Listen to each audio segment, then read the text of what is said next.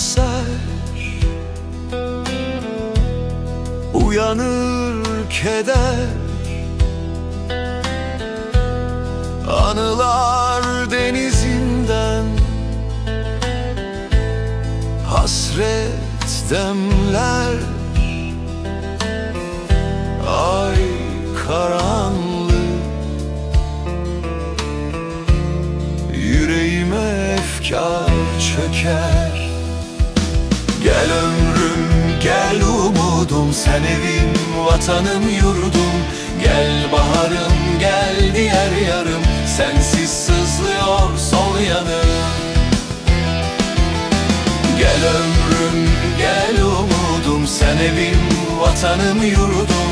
Gel baharım, gel diğer yarım, sensiz sızlıyor sol yanım.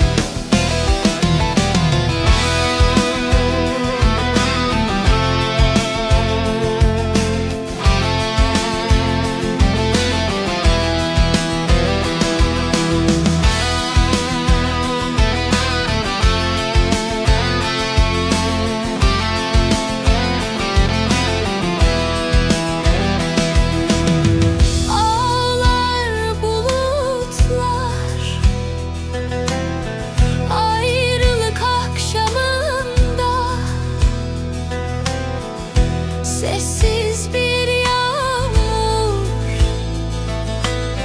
gözlerimin telaşında susar şarkılar, vedanın çığlığında. Gel ömrüm, gel umudum, sen evim, vatanım, yurdum. Gel baharım, gel diğer yarım, sensiz sızlıyor sol yanım. Gel ömrüm, gel umudum, sen evim, vatanım, yurdum. Gel baharım, gel diğer yarım, sensiz sızlıyor sol yanım.